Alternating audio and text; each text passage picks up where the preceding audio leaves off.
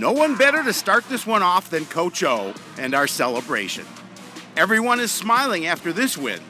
We will set you up for that pretty goal as Red brings the good luck to the Cards. So celebrate with us as we bring you all the best. Sports Night is next. Hello, everyone, and welcome to Sports Night. I'm Joe Young. And I'm Howie Shapiro. We have a lot to go through today. We do. We have a very, very full show, and getting to a very exciting part of the season. Yes. Just an absolutely wild week for the boys hockey team. They had 4 games in 5 days, and the finale on Saturday was wild, to say the very least. It started with a game against Gentry Academy on. Was that Tuesday? Or was that when? No, that's Tuesday. That's Tuesday. Yeah, it started on Tuesday. It was Tuesday, Wednesday, Thursday, and then Saturday that they played. Gentry's pretty good. Cardinals managed just 1 goal against the Stars, come up in a loss, 7-1. Andrew Clark had the 1 goal for the Cardinals. They were back at the Crick on Wednesday, hoping a little home cooking would help them get back on track. Visit from a similarly ranked opponent would help as well. Cardinals and Holy Angels are 27th and 29th respectively in QRF ranking. Stars came in hot, winners of 3 straight, so the Cardinals would need to be on their game if they hope to get the win. Holy Angels starts the scoring, but the Cardinals even it up late in the first. Great steal by Bowden at the top of the zone. Off the boards for Caden Alphin. He does the rest, walks in and buries a wrister, tied at 1 after 1. Cards were outshot in the first, but they control the second. Great play on the rush. Engberg plays it ahead for himself, then finds Tyler Barsness trailing. He makes it look easy to the left side. Home team takes a 2-1 lead. They strike again before the end of the period. Rowan Bresnahan had 3 assists in the game. This one is just an amazing play. Splits 3 defenders, finds Barsness at the back door for the tap-in. 20th of the season for Tyler.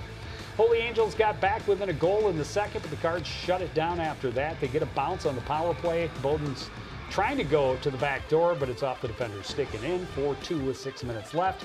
They get a little more insurance late in the game. Alphin leaves it with Bowden. Right back to Alphin. And he buries it, his second of the game.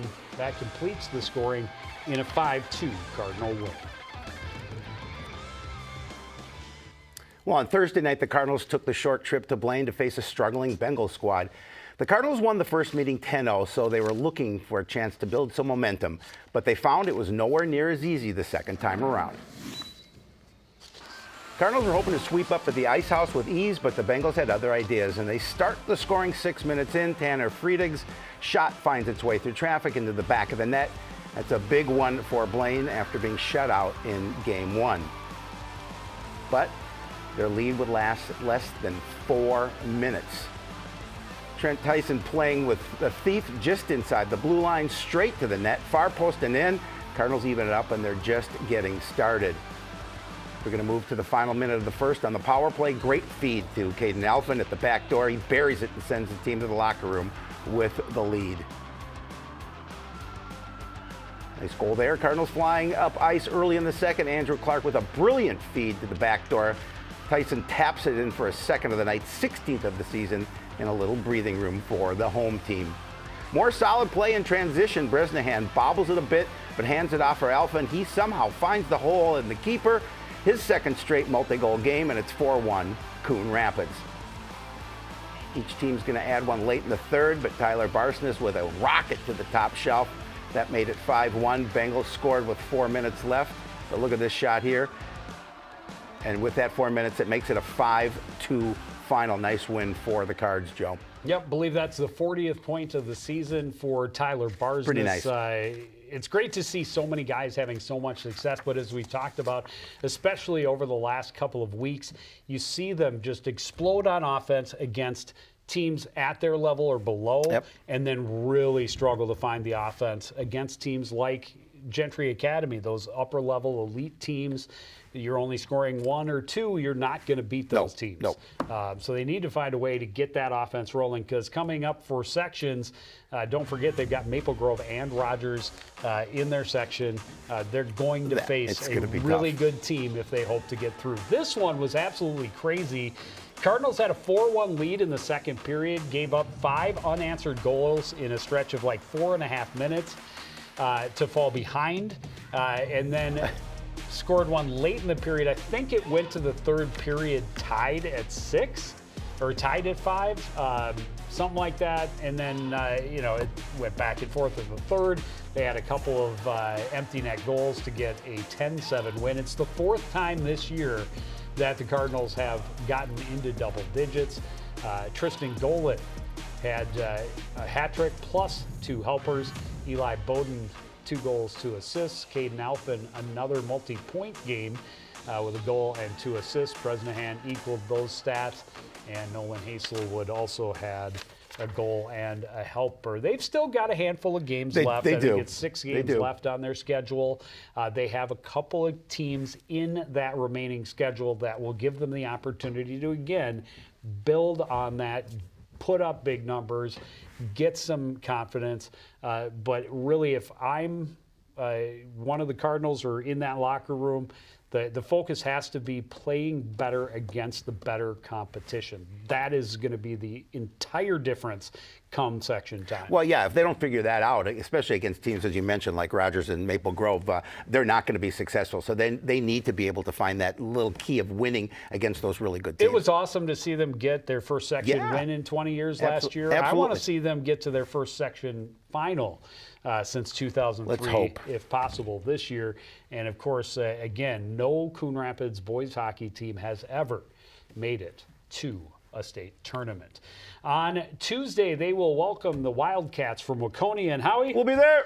And then on Thursday, they are at Armstrong Cooper. Well, the girls hockey team starts sections this Saturday, and the Bluebirds are battle-tested going into the postseason. Last week started with a second straight game against a top 10 team. They were at Andover on Tuesday facing the 4th-ranked Huskies. And Andover would be mad as Hornets coming off a shutout loss to the 3rd-ranked Edina. Cardinals trying to pressure early in the first, but a bad pass turns into a 2-on-1 the other way. Amelia McQuay will take this one herself and snipes it top shelf. It was the only goal of the first, but Andover scored 10 seconds into the second to take a 2-goal lead. Then watch this. Beauty of a faceoff for Lily McKenzie. Straight to the net and finds a hole. It's a shorthanded goal to make it a 1-goal game, less than a minute left in the second. But Andover answers just 17 seconds later. Huskies find Samantha Angelotti sneaking down the left side. She gets it past Walster's glove, makes it 3-1 going to the third. And they get the only tally in the final frame. Piper Andrews works it out of the corner. Avery Kasich on the doorstep to poke it home. Huskies hand the Bluebirds a 4-1 loss. The CPCR squad finished the regular season on Saturday, welcoming Wayzata to Crick. The Trojans came in on an 8-game winless streak that included several games against ranked opponents. So this was a chance for the Bluebirds to get some momentum and some confidence heading into the playoffs, but it wouldn't be easy. The Trojans were able to create more good scoring chances through the first 2 periods, but Maddie Wastrel was up to the challenge each and every time. Ostapik get denied on the breakaway in the second. So there was no score until almost midway through the third. That's when Lily McKenzie weaves her way through the Trojans from one end to the other. As you see there, fakes the keeper out of her crease and puts the Bluebirds on the board. That lead lasted less than a minute. Julia Ostapik again, this time cutting across the slot and scoring on a wrister from point-blank range, and it's tied at 1. Well, the Bluebirds, they're going to apply a lot of pressure in the final frame, and they retake the lead late. Great rush by Briley Del Castillo. She finds June Semling at the top of the slot, and she finds the back of the net. CPCR back in front with 3:20 left to play. That turned out to be the game winner, but not the final tally. Semling pressuring the puck, McKenzie able to poke it free and skate to the paint for the tap-in empty netter. Bluebirds scored their 15th win of the regular season with a 3-1 win. Yeah, it was a great way to finish, and Maddie Wastrel was absolutely on fire, especially through the first 2 periods.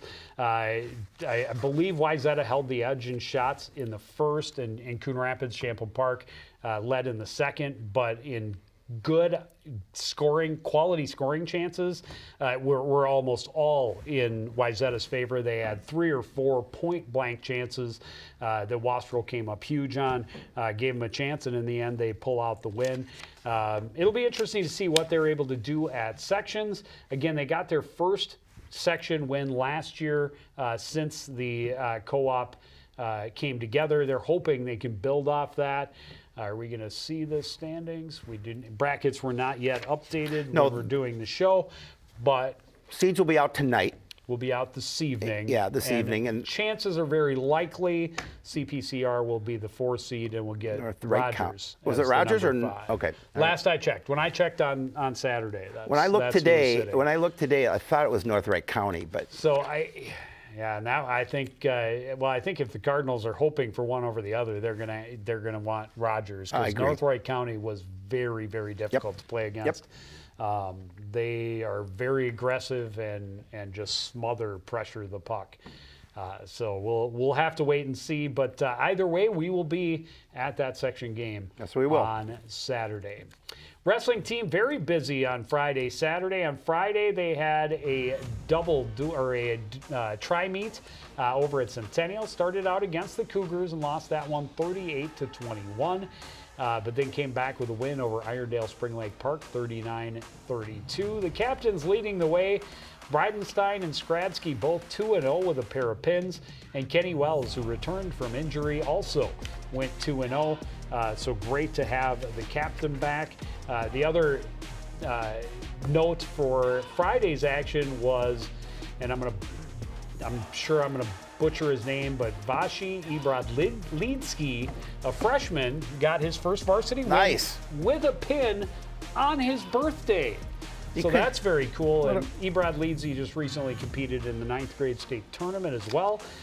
So look forward to learning that name a little more.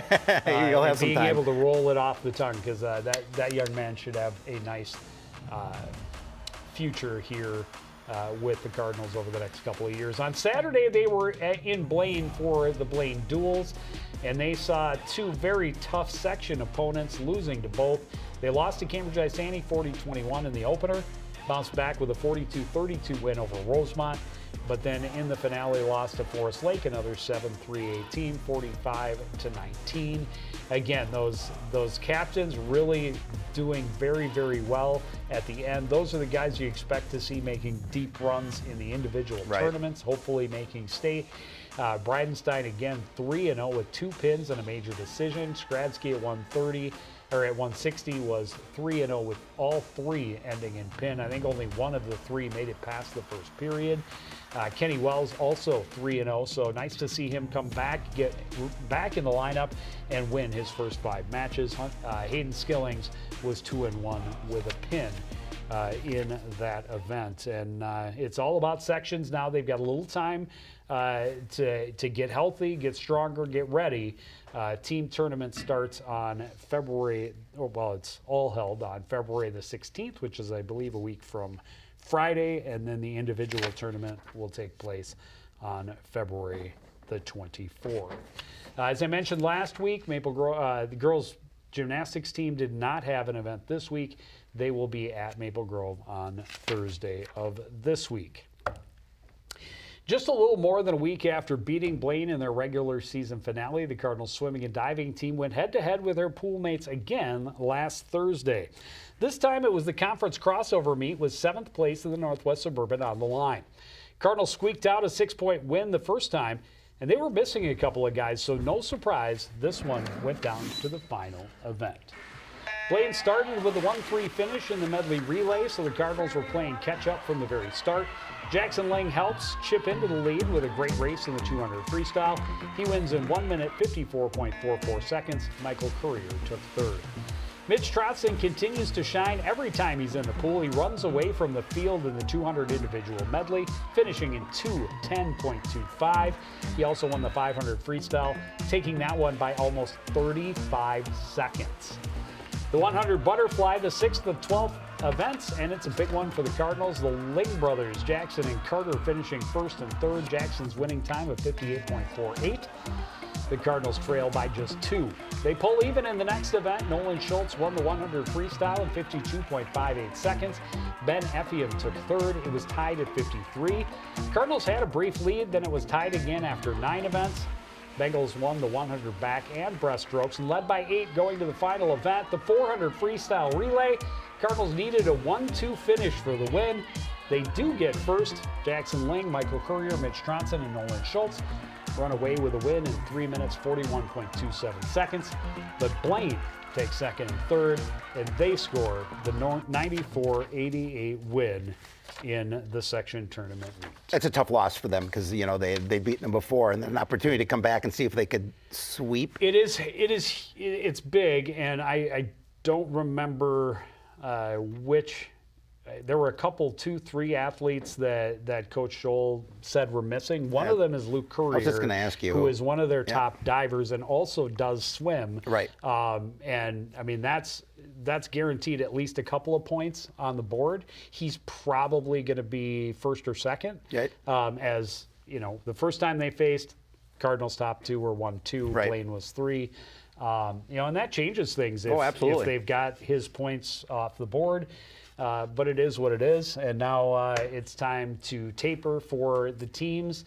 They will be practicing, doing everything they can to shed time and be as ready as possible for the Section 7 AA Championships, which will be held at Northdale Middle School Pool from February 22nd through the 24th. Nordic ski team, 50 degrees or not, they got the Northwest Suburban Conference Championships in last Tuesday. And boys finished in 9th place overall. Lachlan Demer, really a solid finish, 7th place overall in the pursuit. Albie Ludwig was in 22nd, and then you see Bauer in 57th and Ryland in 67th. Top relay team of Wing and Hyatt finished in 7th. On the girls' side, a really strong finish, 3rd place overall. Stella Bone was 4th place in the pursuit in 6.8 seconds. Ruby Demer also finished in the top 20, taking 18th. Law was 23rd, and Fuller was 34th. Ella Legree and Hannah Law were the relay team, and they finished in 3rd place as well, crossing in a combined time of just over 24 minutes.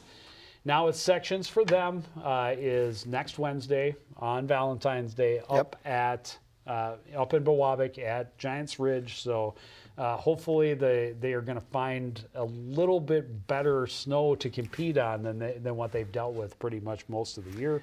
But we wish them all the best, and hopefully we'll be talking in a couple weeks about some Cardinals headed to state. We're going to see snow eventually. I'm just not sure when. I mean, we can't go an entire winter without much snow on the ground. I'm surprised, obviously, it's lasted this long, but I'll take it as long as it lasts. February and March are typically some of the snowiest months of the year. So unfortunately for Nordic ski teams across the state, especially the southern half of the state, and any really winter sports enthusiasts, this has just not been the year. It's crazy. But I'm hoping that we get snow, but at this point, I don't know that it'll help or change the Nordic team's season at all. But chances are we're going to end up getting it in like April just to push back all the spring sports. Just to tick us off. We've definitely had that happen before. Alpine ski team was off last week. They have their section race a week from Thursday. That's also up at Giants Ridge in Bowabic. Well, the boys basketball team had a pair of conference games last week, both against teams just ahead of them in the standings. On Tuesday, the Cardinals had a visit from Champlain Park Rebels. The Rebels were a couple of games above 500, but they were incredibly streaky. They came in hot, winners of 5 in a row, so it was up to the Cardinals to cool them down. Defense gets them started. Jackson Young with the steal, then a behind-the-back dish to Jerry Freeman for the easy bucket. Cardinals control most of the first half. More swarming defense. Freeman with a great hustle play. He was limited by fouls and held to just 9 points, but still contributed all over the floor. Rebels trailed but never let the Cardinals get away. Amory Peterson finds Preston Tilkey cutting to the lane. 1-point game at that point. It was really good to see Tegan Plowman Tate back on the floor. Literally fantastic diving play for the junior. Starts the fast break. Jackson Hetwer alone at the other end.